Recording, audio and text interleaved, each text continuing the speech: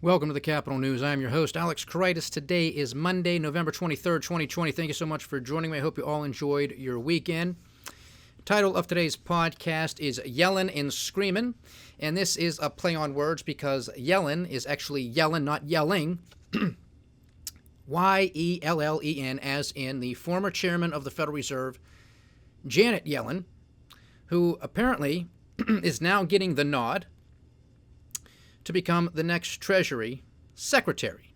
Isn't this just phenomenal? The hits just keep on coming. No, you're not dreaming, you're not asleep, you're wide awake, and this is a living nightmare. Now, this is no surprise to us here, but just for the purpose of appearances,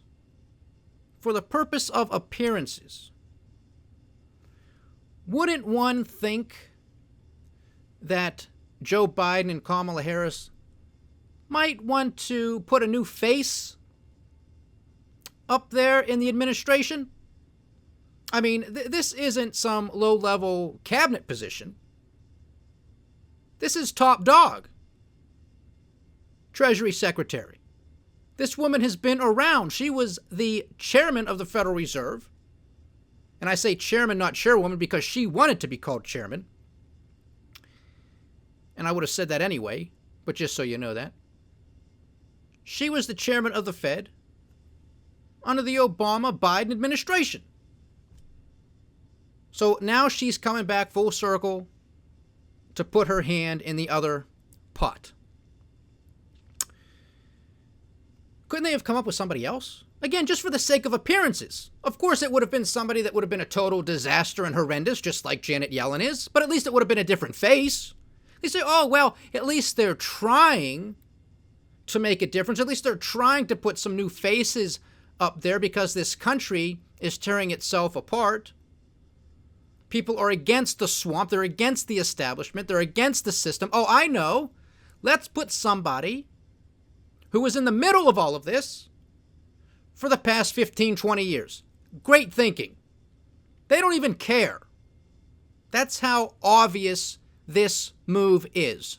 They do not even care, which of course is no surprise to us here at the Capital News. I'm telling you this how many times. They do not care about you. Why do you continue to vote for these people? It is sickening. It is beyond me. They haven't earned your trust or respect, and they don't deserve it. And this is exactly why.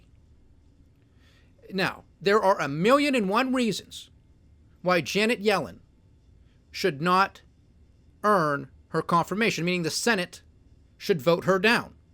But she was already confirmed to be a former governor of the Federal Reserve, and then she was confirmed to be the chairman of the Federal Reserve. So despite the mountain of evidence as to why this woman is not qualified to run a candy store, she is going to end up becoming the next Treasury Secretary. Without very little protest, I imagine. Because these jokers continue to bail out all of the politicians on both sides.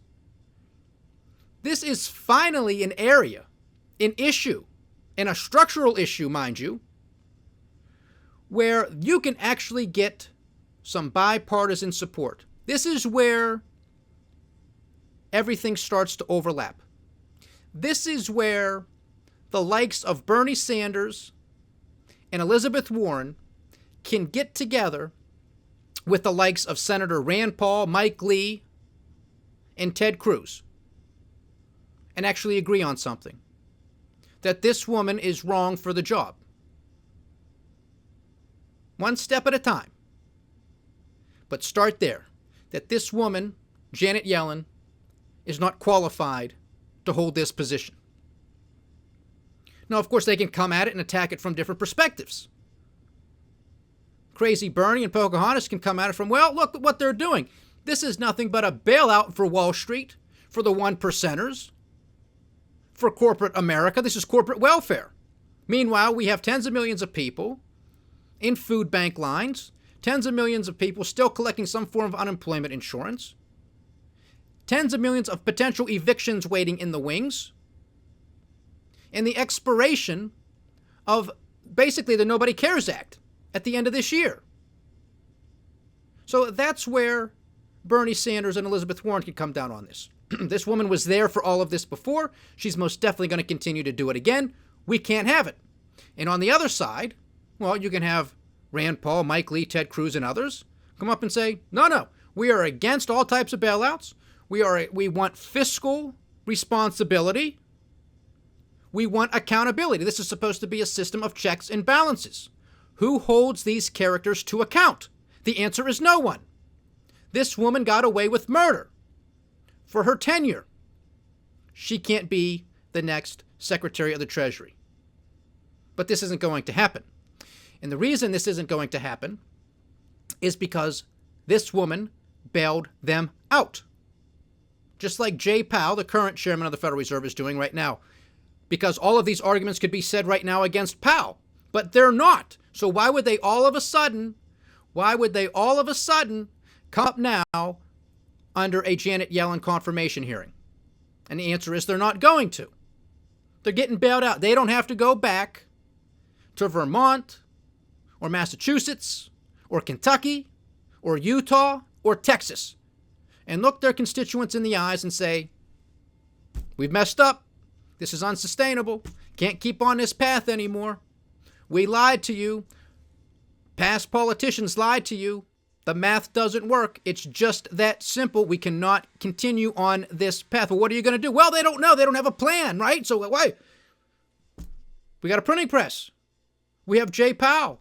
We have Janet Yellen. And thank God for them because we'd have to take some responsibility around this place. And that's the first rule. Once they swear us in, learn the first rule. Take no responsibility, no accountability. And they take that one to heart. They do not take in the oath to uphold and defend the Constitution. They trample that thing every day. It's in the shredder. But take no accountability? Oh, they believe that one. It's on the front page every single day. We're going to get to some of Janet Yellen's past performance when we look at the Federal Reserve's balance sheet, but this is just, it's unbelievable. And then the play on words with today's title, Yellen Screamin. This goes back to last week. I did not do a Friday podcast. Had I, what I would have discussed was some infighting between the girls. And of course, I'm talking about Treasury Secretary Steven Mnuchin and Chairman of the Federal Reserve, Jay Powell. Because really throughout the past few years, and especially this year with the Nobody Cares Act, right? And the special purpose vehicles and all of the emergency facilities and putting a whole bunch of cash into the Treasury Department, allowing the Treasury to have fun with it. All of this stuff, these guys were getting along very well. They would go up and testify together. They chuckle, hold hands, all this stuff. They're great buddies. Well, I guess elections have consequences. And now all of a sudden, with the Nobody Cares Act about to expire, as we talked about last week, Jay Powell has been testifying and giving some opinions about, it's about to expire, but there are still headwinds. We're concerned. And I think a lot of these emergency facilities should be extended. And then Mnuchin comes out and says, at least not all of them. A lot of them have to expire. And what will happen with that money is it'll, I guess, allegedly go back into the Treasury, which had an influx of liquidity thanks to the Nobody Cares Act and thanks to the Federal Reserve. So there's like $1.5 trillion sitting in the general Treasury account right now. Where it's going, what it's doing, your guess is as good as mine. But what we do know is there's very little accounting of this, very little transparency of this. And we know that the President of the United States, Donald Trump, is obsessed with the stock market. And he has been stating for quite a while, if Joe Biden should become the President of the United States, in your 401ks and all this crap is going to crash, right? Stated that many, many times before. Repeated it. Well, what has been propping up the stock market as of late? Well, we're actually for quite a while. It's been all of this easy money. Sure, we can talk about the headline economy and this, that, and the other, and we got another headline because it's Vaccine Monday. You know, I was joking about this last week, and I was hoping that it wasn't true, but of course it is. Can't write this stuff, can't make it up. So we'll get to that. But you have these guys getting away with murder. No accountability, no transparency, a president obsessed with the stock market, an incoming administration, the president setting this up, I guess, because if you pull away the punch bowl, what do you think is going to happen to the stock market? If it's actually not there, I mean, you can only drive these equities up higher with so many headlines until there actually has to be some form of action. Now, for the most part, these headlines, it's just a bunch of BS to begin with. The trade deal, the vaccines, the stimulus, the Nobody Cares Act, yada, yada, yada. That's just to justify why stocks keep going up. The real reason, of course, is because of the printing press. If you took away the printing press and all of this global liquidity, these headlines wouldn't mean a difference. Believe me, it wouldn't make a difference. Especially not to the degree that what's going on here. That's why every Thursday we look at the Federal Reserve's balance sheet.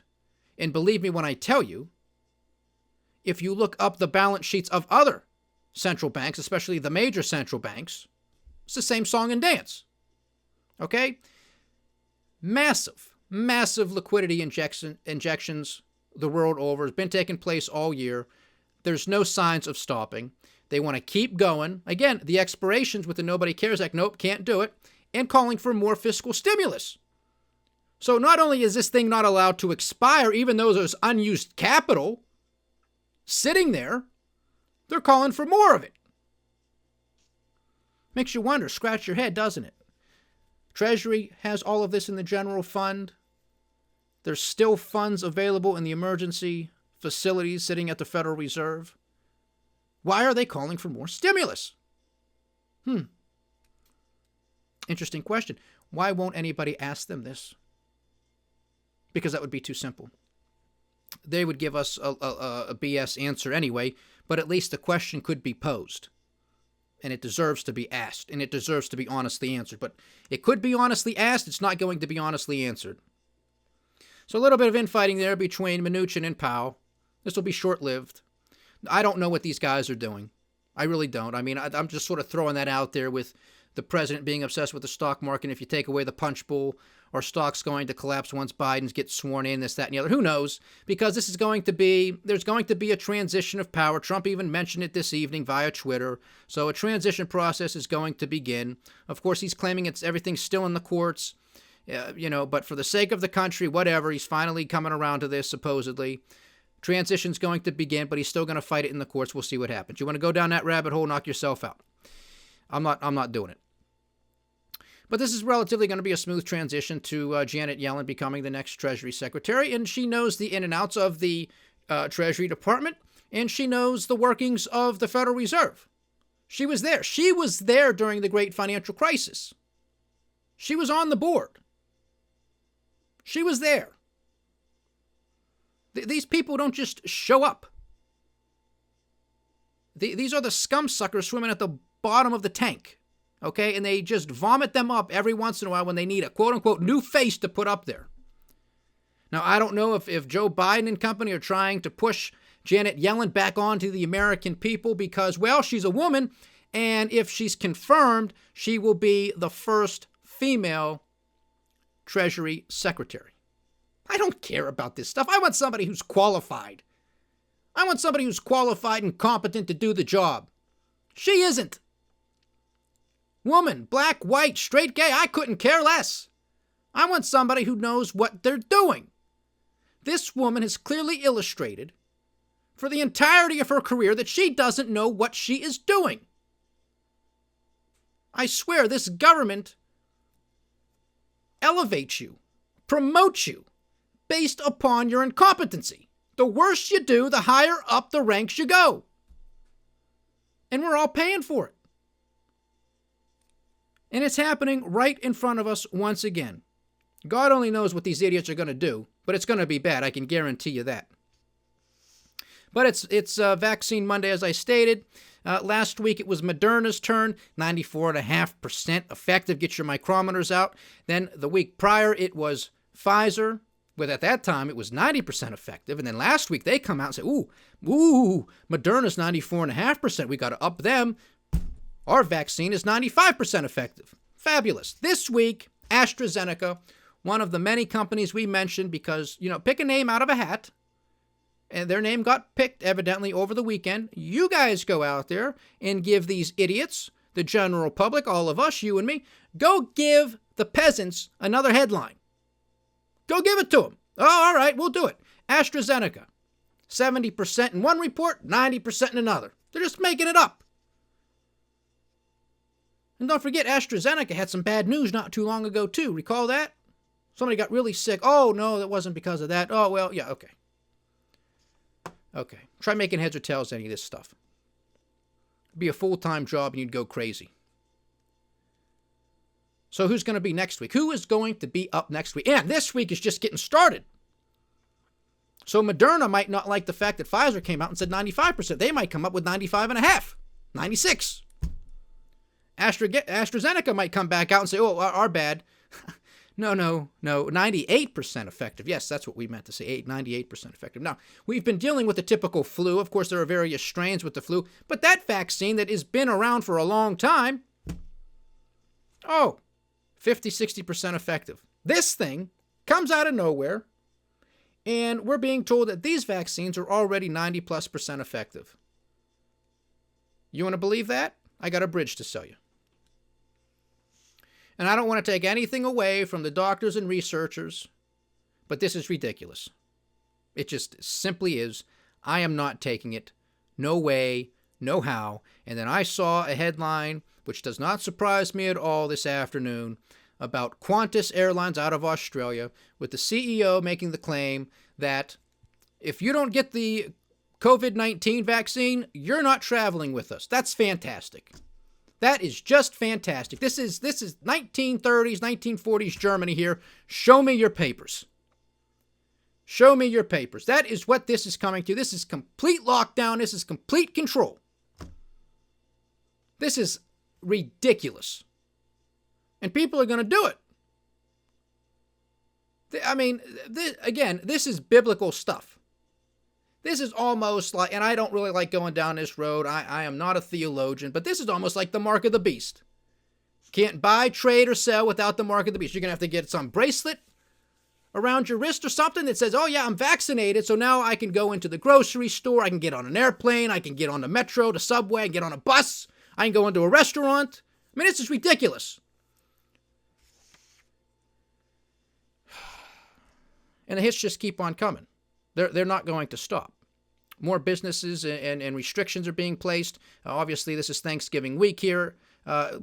Thanksgiving week here in the United States on Thursday. So more lockdowns and restrictions are in place. You know, these poor restaurateurs and so many other businesses. First, they're told, okay, we have a pandemic. We don't know that much about it. That's fine. That's true. But here are some precautions we want to take back in early this year. Do this, do that, These restaurateurs and other business owners, they do this, that, and the other. Because this is their livelihoods, for God's sake. All right? So they take the measures, they take the precautions, they put up the signs, they put up the plexiglass, they put the stickers on the floor that says stay this many feet away from each other. Please wear your mask, etc., etc. They do all this stuff. They pay all this extra money. And now, these governors and mayors are putting them back on lockdown again. Do this stuff to open up safely. They do, and then they lock them down again. What is going on here? This is the Twilight Zone. This is a first world banana republic. And it's the same idiots at the helm. Because somehow, I guess, Joe Biden and company thinks that, well, you know, that's what the reason they got elected was because everybody must have been so happy with the Obama administration. Ain't wrong, Joe. Ain't wrong. Not even close. Not even close. It's a repudiation of Donald Trump. And Trump getting elected was a repudiation of you. It was a repudiation of you and Obama and the system. These people don't know what's going on. And if they do, they don't care, which I think is really what it is. I think they know what's going on for the most part. They just don't care because nobody's doing anything. Nobody cares. They don't care about you. There's the Nobody Cares Act. 96-0. No votes for America. I say it here all the time because I don't want you to forget this. Because many people will. Because you're going to defend a Republican or you're going to defend a Democrat. They all voted against you. They all voted against this country. Wake up. How they can be supported is really beyond me. This is so much beyond politics right now. This is about the country. And now, of course, today, off of this news, the double whammy of the vaccine and Janet Yellen getting the nod, the stock market loved it. Absolutely loved it. And why wouldn't they? The stock market loved this woman under the Obama administration. You know, stocks didn't just go up under Trump. They went up big time under Obama as well. Because the Federal Reserve had the pedal to the metal there too. But one of the differences between the Obama administration, once some of the dust started to settle from the great financial crisis, the Obama administration, of course in conjunction with Congress because they control the purse, but nonetheless, they started cutting the budget deficit. Under Donald Trump, oh no, we're putting a pedal to the metal, we're cutting interest rates again, and we're going to run trillion-dollar deficits before COVID-19. So that's why the stock market took off to the degree that it did, folks. That's why people were coming back into the job force to the degree that they were continuing the trend of the Obama administration. Okay? When you spend that much money, when you go that deep into debt, you're going to have a good time. Imagine opening up 20 credit cards and going to max them out. People are going to think you have a good lifestyle, right?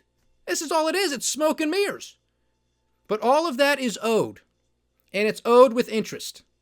And everybody dancing and patting themselves on the back because their 401ks are going up or their portfolio's going up. Mine's going up. Of course, I own stocks too. But I'm not happy about it because it's going up because we're a first world banana republic. Not because we have solid fundamentals, because we don't. But people don't care. They don't even care to ask. My account's going up. I don't care why. I don't care if it's at the expense of my country. I don't care if it's because we've all been reduced to commodities and financial assets. I don't care. I just want my stocks to go up, my portfolio to go up. That's all. Nobody even thinks to ask the question. It's up. I must be a genius. And that's why they continue to do this too, by the way, because this is more sit down and shut up money, even though half the country doesn't even own them. 1% owns 90% of them. You get it? But for those that do have them, this is just more sit down and shut up money.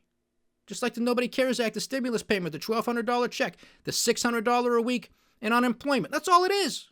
Sit down and shut up. And now with Janet Yellen back in there, she is most likely, in conjunction with the Federal Reserve, is going to really adopt modern monetary theory, which is basically already here, but now it's just going to be full speed ahead. Deficits, debts don't matter. Print the money, print the money, print the money, print the money. No negative consequences. However, if there is a negative consequence, it will show up in the form of inflation. And then all we have to do, according to these idiots, is we have to raise taxes at that point. So, does that mean that they are not going to collect taxes during this experiment? They'll just raise them if and when inflation rears its ugly head? And to what degree? By what measure? And who calculates it? Can I have somebody ask these people those questions? Of course not. So your guess is as good as mine as to what these people are going to do. UBI, Universal Basic Income. Again, more sit down and shut up money. This is just to keep people, this is the economy of the living dead. We have zombie corporations. We have people who are zombies walking around.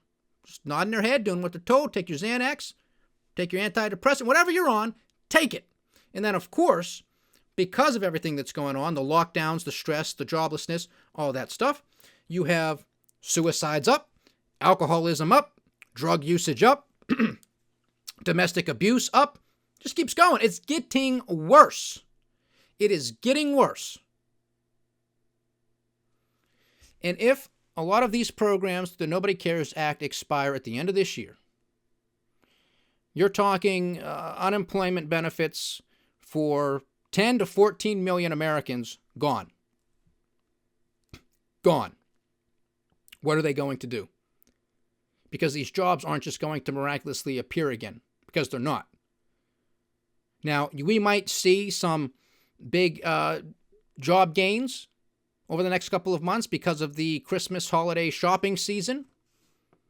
A lot of transportation jobs, FedEx, UPS, any other type of main transportation mode. You could see a lot of people because people aren't going to be going in stores. They're probably not going to be allowed to go in stores because of these governors and these mayors of these major cities and states. They're just going to say, no, you can't do it.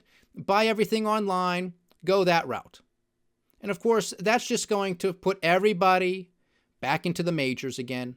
It's going to put people on Walmart.com. It's going to put people on Amazon, on Target, all of the bigs again. All these small businesses, if they haven't already been destroyed, are going to get wrecked. And don't forget the surveys. If Congress didn't pass another spending bill, a significant portion of them were going to close up forever. They're gone. They're hanging on by a thread. They just made it out through the PPP loans before. If they don't get another extension or something, they're gone. And then another significant portion, if they don't pass another spending bill, we're going to have to cut our hours. We're going to have to lay employees off. Well, evidently that's what's going to take place, if it already isn't, because last week on Thursday's podcast, when we did initial jobless claims, that number went back up. 2 weeks ago was 711,000. Last week, 742,000, I believe it was, jobless claims. That's the wrong direction, folks. Wrong direction. And then when we go down and we tally it all up, well, if those policies of the Nobody Cares Act expire, well, then we're going to have a number that looks really good, but that's at the expense of all of those people. We can't collect anymore because it's dried up. They've expired. So again, further distorting the true picture, which is what I have been stating here for, 8-9 months now, since all of this began.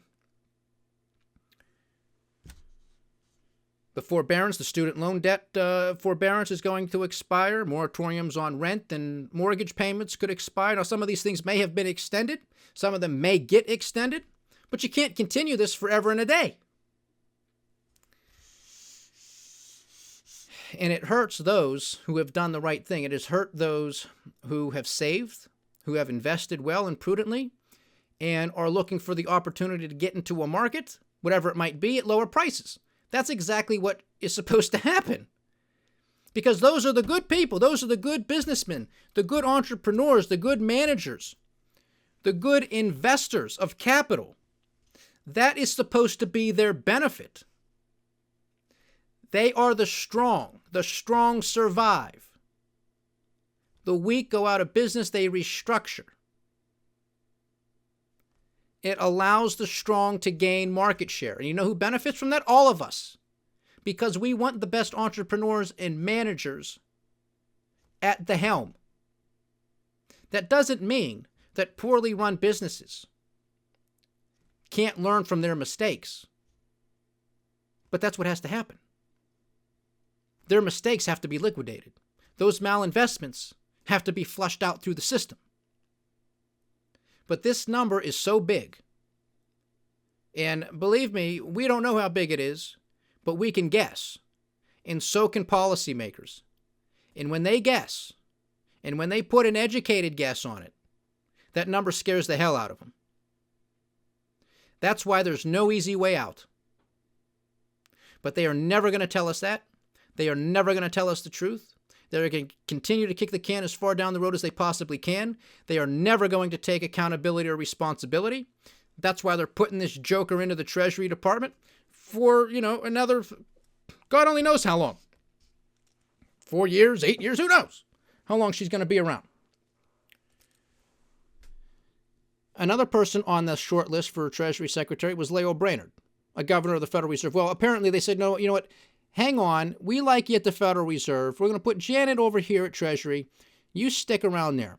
So what that's telling me is this woman is going to get the nod to become the next chairman of the Federal Reserve when Jay Powell's term expires, which I believe is February of 2022. So he still has another full year plus in the seat. But then once that's over, then, it's going to be just, a woman's world, I guess. God help us. Because these people, and I don't mean that in a sexist way, I mean that because these people are not qualified. Just putting a woman there doesn't mean anything. Just like putting a man somewhere doesn't mean anything. Tons of idiots across the board. Men, women, white, black, Hispanic, gay, straight, idiots across the board. All of us. But this is what they want you to believe. Well, it's a woman. Can't question her. Because you're sexist if you do. This is what they want. And they're going to destroy the country. They already have been. So this is getting a little long. I don't want to continue too much longer. Just to say this. Just to get some of the headlines out here with market performance for those of you who still want this. So, Reserve Bank of Australia is warning against ending stimulus too early. Well, of course. I mean, you got to get with the chorus, man. You have to keep the spending going. Nobody wants this to stop. So keep it going. Who's even contemplating that? I have no idea. Stocks in South Korea hit an all-time high. Why not? Japanese Nikkei, their stock market hits a 29.5 peak. 29.5-year peak. Fabulous.